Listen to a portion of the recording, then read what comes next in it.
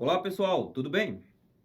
Como é que vocês estão? Se preparando bem, firme aí para as provas? Galera, vamos iniciar hoje uma disciplina muito importante, uma disciplina que causa um certo temor em alguns candidatos, mas não tenha dúvida, é uma disciplina tranquila. A abordagem do direito previdenciário, pouco importa a banca, é essencialmente legal, tá?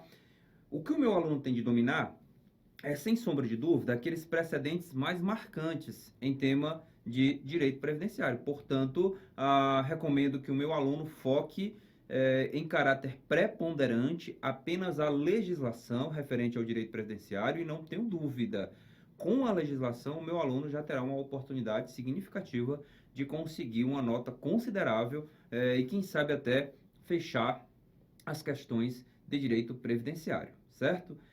Então, recomendo ao meu aluno que de já dê uma pequena pausa. Essa nossa primeira aula vai abordar o conteúdo da Seguridade Social. Pegue o seu vade-mecum, pegue a sua Constituição Federal, para que possamos aí fazer as anotações correspondentes, ok?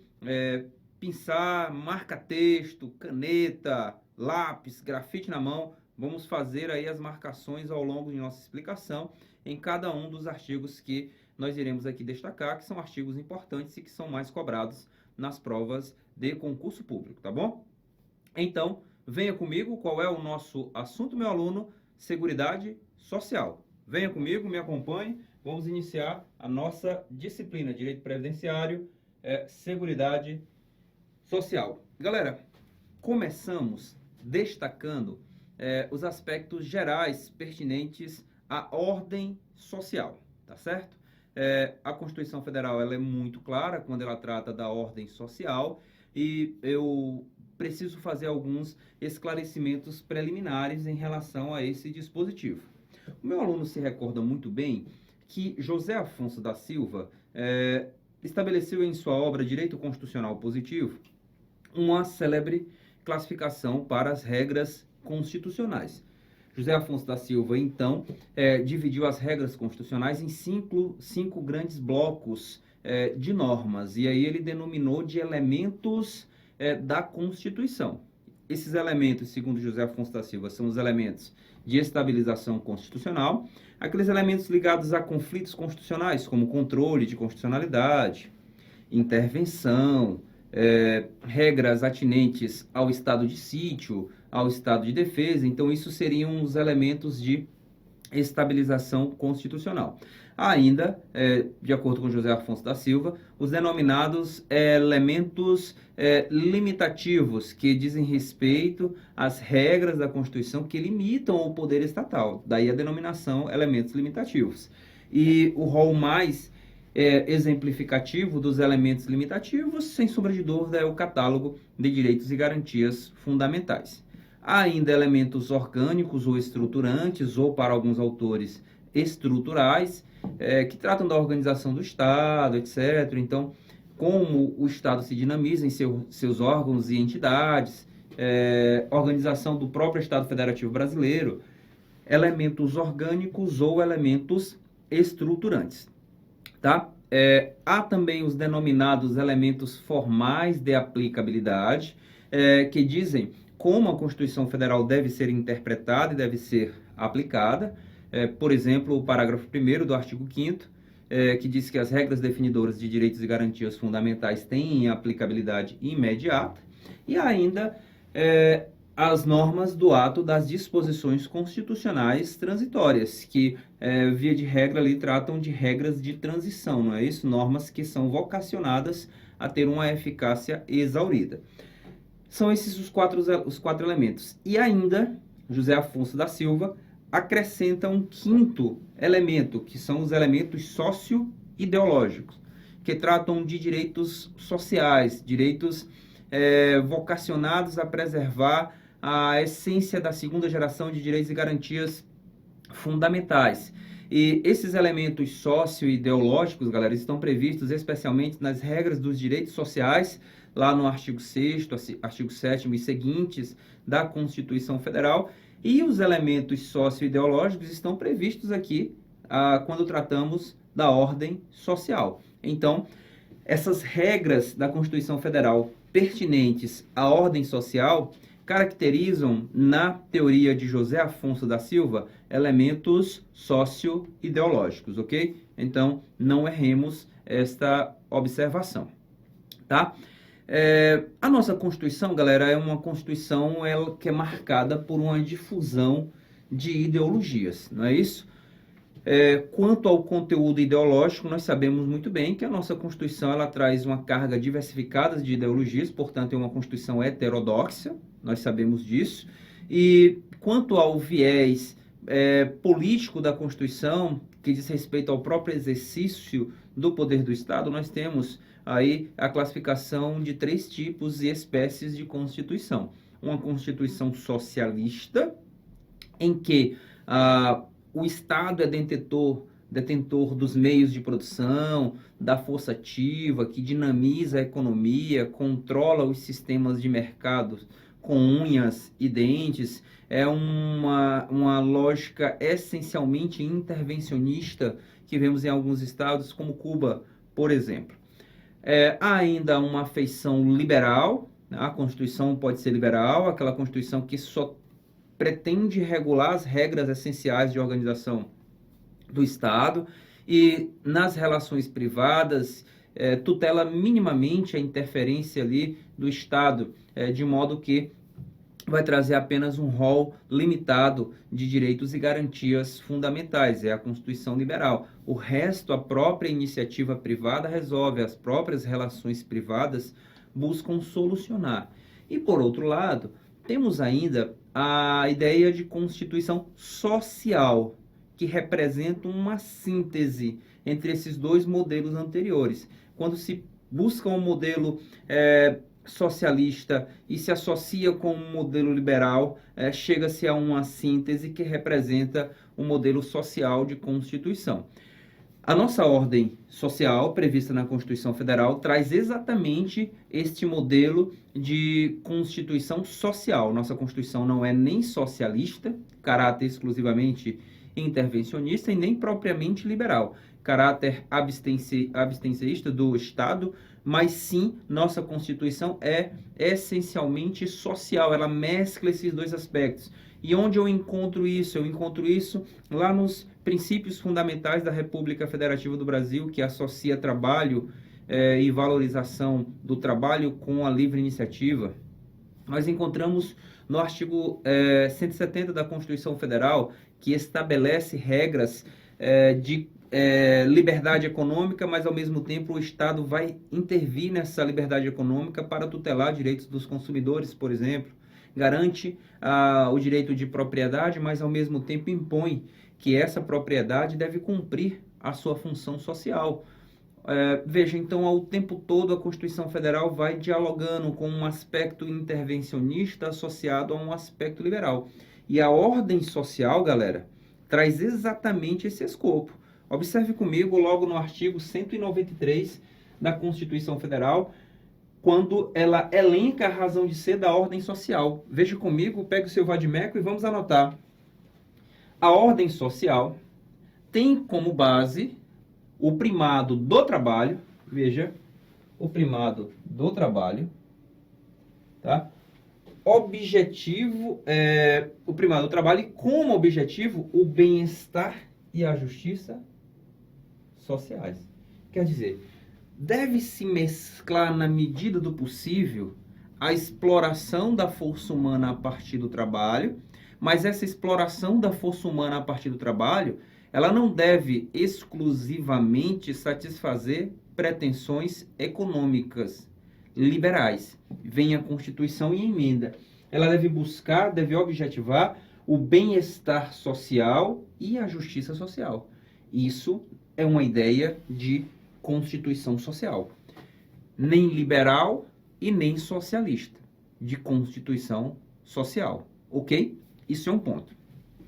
Outro ponto importantíssimo é que essas constituições que trazem esse catálogo de direitos sociais carregados como a Constituição Federal de 1988, elas são caracterizadas na palavra de J.J. Gomes Canutilho, professor Canutilho, como sendo constituições dirigentes. aquelas constituições que visam agrupar muitas pretensões sociais do Estado, um Estado protetor, um Estado prestacional, um Estado que não traz apenas direitos de defesa em suas estruturas normativas, um Estado que traz, acima de tudo, direitos prestacionais. E esse rol de direitos sociais, que também está previsto na ordem social, elenca o que o professor Canotilho denomina de constituição dirigente. Então, é inerente à ideia de constituição dirigente a presença de uma carga densa de direitos sociais. E a nossa Constituição Federal de 1988 traz essa carga densa de direitos sociais, seja no que diz respeito aos artigos 6º, 7º e seguintes da Constituição Federal, seja no que diz respeito aos artigos 194 e seguintes da Constituição Federal, que tratam especificamente da ordem social. E claro, qual o problema, galera, de se trazer essa lógica de direitos sociais carregados? É que esses direitos são marcados essencialmente por normas constitucionais de eficácia limitada. Quer dizer, você sempre vai exigir uma interação infraconstitucional para dar densidade normativa a esses direitos previstos na Constituição Federal. Assim, acaba-se criando com uma Constituição dirigente a lógica de expectativas de direito do que direito propriamente dito, tá bom? E isso acaba criando uma espécie de banalização da Constituição Federal, o que o professor Marcelo Neves denomina de Constituição simbólica, marcada por compromissos dilatórios, quer dizer, promessas a perder de vista no tempo, que só Deus sabe quando serão cumpridas. Em síntese, feito esse esboço inicial, sintetizamos que as regras de direitos sociais e o que engloba a própria ideia de ordem social caracterizam um elemento sócio-ideológico da Constituição. Esses elementos sócio-ideológicos são elementos que refletem uma Constituição dirigente, e, por refletir uma Constituição dirigente, estão previstos em normas preponderantemente de eficácia limitada e, por fim, esses elementos expressam, na lógica da Constituição Federal, uma pretensão social, na medida em que mescla aspectos intervencionistas com aspectos liberais, ok? Muito bem. Mas, galera, e o que vem a ser Seguridade Social? Nós temos aí uma interpretação autêntica, uma interpretação que é dada pelo próprio texto constitucional. Acompanhe comigo e veja o que diz a Constituição Federal em relação ao conceito de Seguridade Social. Diz o artigo 194, a Seguridade Social compreende um conjunto integrado de ações de iniciativa dos poderes públicos e da sociedade. Então, quer dizer que a Seguridade Social vai contemplar um esforço público e um esforço privado, uma conjugação de valores públicos e privados para a satisfação das necessidades sociais. Inerentes a quê? Inerentes à saúde, previdência e assistência social. Esse é o conceito autêntico, uma interpretação autêntica para o que vem a ser Seguridade Social, galera. Então, diz respeito às regras constitucionais destinadas a preservar os direitos pertinentes à saúde, previdência social e assistência social. Muito básico esse artigo 194, mas é um artigo que despenca em prova. Claro que o meu aluno deve relembrar a literalidade do dispositivo constitucional, ok? Muito bem. E esses elementos integrativos aqui da Seguridade Social, galera, tem consigo algumas características fundamentais. Esses elementos integrativos têm algumas características fundamentais. A saúde tem características fundamentais que a distingue da Previdência Social, que vão distinguir também da própria ideia de assistência social. Tudo isso ao longo do texto da própria Constituição Federal. Olha o 203, vamos apresentar uma visão panorâmica aqui do conteúdo, tá? A assistência social será prestada a quem dela necessitar. Veja, olha o primeiro ponto interessante. Ela é prestada a quem dela necessita, tá? Independentemente de contribuição à Seguridade Social. Quer dizer, todos aqueles que se encontrarem em uma situação de vulnerabilidade, eu extraio esse conceito da vulnerabilidade a partir da primeira parte do artigo 203, todos aqueles que se encontrarem num conceito de vulnerabilidade, independentemente de contribuição, fazem jus aos benefícios da assistência social. É por isso que se diz, galera, que a assistência social, ela atua na lógica subsidiária. Ela só é utilizada, ela só é acionada quando o indivíduo por meio próprio não consegue manter-se ou o indivíduo não consegue exercer alguma prerrogativa inerente à previdência social, que é contributiva, não é isso? E por que a Seguridade Social ela é estabelecida na lógica subsidiária? Galera, a partir das chamadas das chamadas ideias trágicas ou escolhas trágicas dos estados, dos entes públicos, porque a Seguridade Social ela existe para amparar aqueles que estão em situação de vulnerabilidade extrema e o orçamento é curto.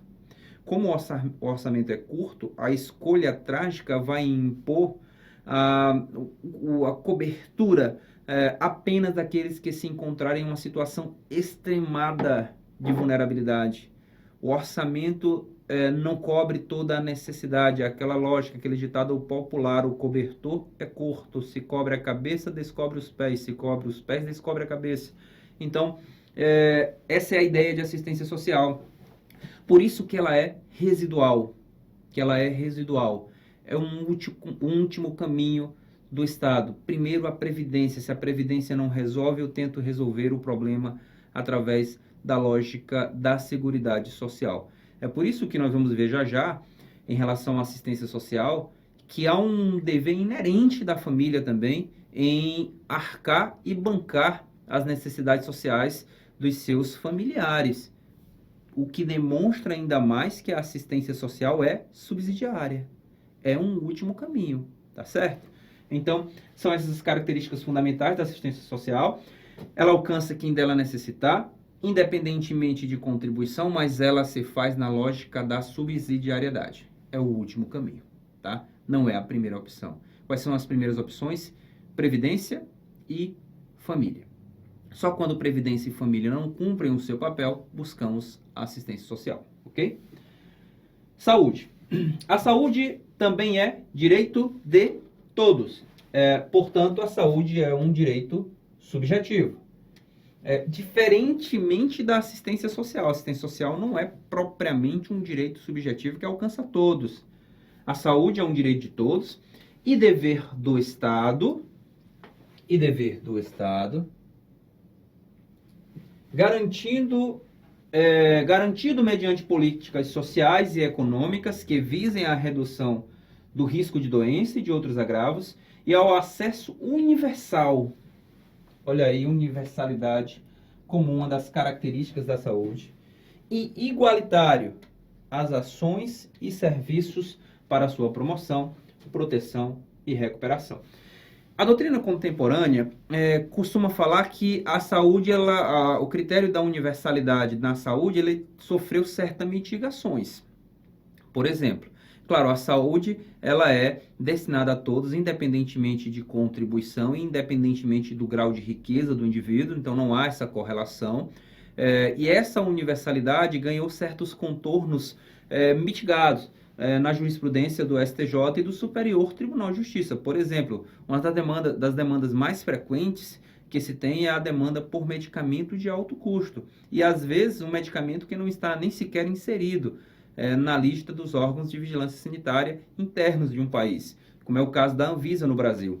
E o que os tribunais têm decidido? Que esse medicamento de alto custo, ele deve ser alcançado a todos, não se exige um critério de pobreza, de miserabilidade, para que se destine um medicamento de alto custo a determinado indivíduo.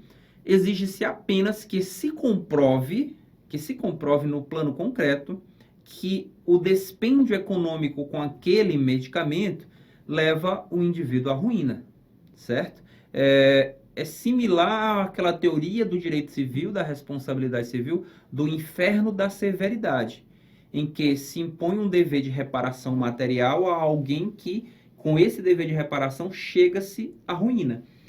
Então, fazendo essa analogia com a ideia de inferno da severidade, não se pode chegar a um nível extremo de severidade para exigir que o cidadão seja miserável para ter acesso a um medicamento de alto custo. O que é que se exige na realidade? Que o indivíduo comprove que se destinar parcela significativa do seu patrimônio a esse medicamento de alto custo, essa circunstância lhe levaria à ruína. Quer dizer, basta comprovar o comprometimento de seu patrimônio mínimo através do gasto com o medicamento de alto custo, que a partir daí o poder público já terá a sua responsabilidade no fornecimento do medicamento de alto custo. Então, essa universalidade é meio que mitigada no que se refere aos medicamentos de alto custo, tá? Porque exige-se uma comprovação de que a circunstância de adquirir um medicamento de alto custo pelo próprio administrado levaria a uma situação de ruína, tá? Então, há uma pequena mitigação. Nós vamos ver os julgados mais importantes do STF nas nossas aulas seguintes, então, STF e STJ. Então, eu deixo para acrescentar maiores informações e requisitos logo mais à frente, tá? Mas fica aí essa observação no caráter mitigador do princípio da universalidade, tá? E a Previdência Social, ela é destacada pelo seu caráter essencialmente contributivo, tá? Essencialmente contributivo e de filiação obrigatória. Por quê? A Previdência Social é o que, meu aluno? A Previdência Social é um seguro. Como a Previdência Social é um seguro, galera, quem é que tem direito a um seguro, aos frutos de um seguro? Quem paga a apólice, quem paga pelo prêmio. Então, galera, se não há uma contribuição, não existe possibilidade de ser beneficiado pela Previdência Social. A Previdência Social requer uma contribuição para que dela o indivíduo possa usufruir.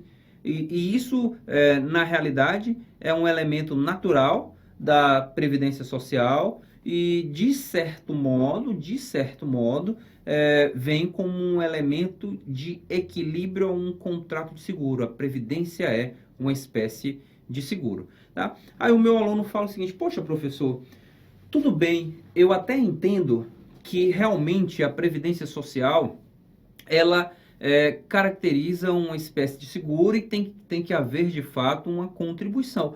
Mas e quanto aos trabalhadores rurais, professor?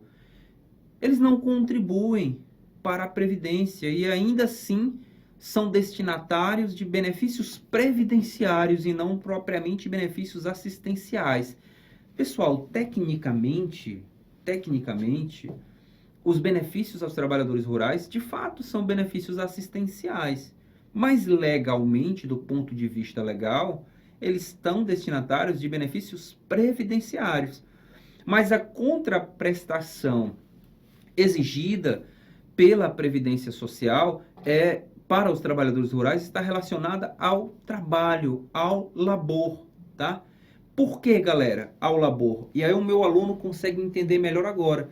Porque a Previdência Social, ela traz uma ideia de filiação compulsória.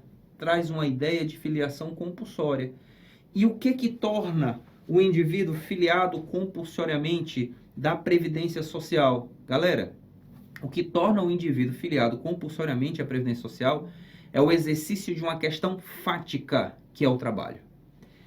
É irrelevante para o segurado obrigatório, e o trabalhador rural é um segurado obrigatório, é irrelevante para o segurado obrigatório da Previdência Social contribuições efetivas, basta que ele efetivamente trabalhe. A questão fática é o trabalho para que ele seja automaticamente filiado à Previdência Social.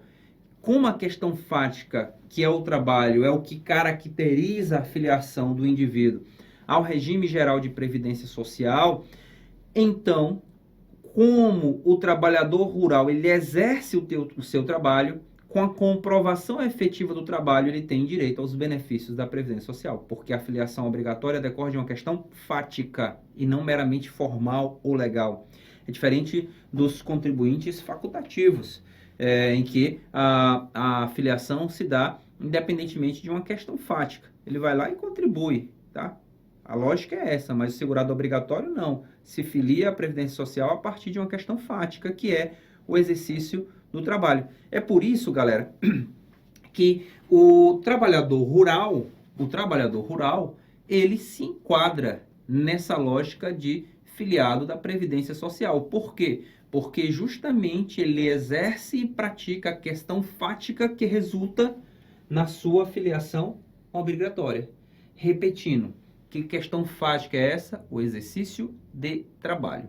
Muito embora não se exija a contribuição para o segurado especial, que é o trabalhador rural, vai se exigir a comprovação do tempo de carência com o efetivo exercício do trabalho rural, o efetivo labor rural.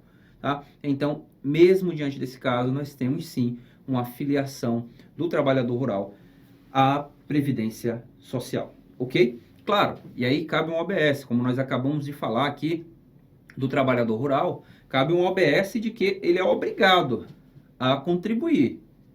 Não é que não existe contribuição, só que a contribuição do trabalhador rural é particularizada. Ele contribui como, galera? Em cima do que ele produz. Não é uma alíquota ali, não é um valor fixo mensal. A questão é, se ele produziu em um mês tanto, ele vai ter a contribuição em cima do que ele produziu. Se no mês seguinte ele não produziu absolutamente nada, não existirá o dever de pagar contribuições naquele mês. Se ele só produziu daqui a 4 meses, é só nesse 4º mês que ele vai ter o dever de contribuir, porque a contribuição do trabalhador rural, grave isso, ela se dá em cima do que ele produz. Ele não é dispensado de pagar contribuições para a Seguridade Social, mas ela incidirá em cima de sua produção, ok? Então são essas as características, sintetizando: assistência social para quem dela necessita, independentemente de contribuição, e de caráter subsidiário. Saúde é um direito de todos, portanto um direito subjetivo, dever do Estado, princípio da universalidade e da igualdade. No entanto, temos uma mitigação no princípio da universalidade no que se refere aos medicamentos de valores elevados, em que se exige uma comprovação de situação de ruína para aquele que tenha uma certa condição financeira, tá? E Previdência Social, caráter contributivo, filiação obrigatória, porque a Previdência Social é um seguro. E por ser um seguro, a Previdência Social vai cobrir riscos específicos, particularizados e taxativamente previstos em lei. Princípios da prévia fonte de custeio, certo? Muito bem, meu aluno, vamos avançar.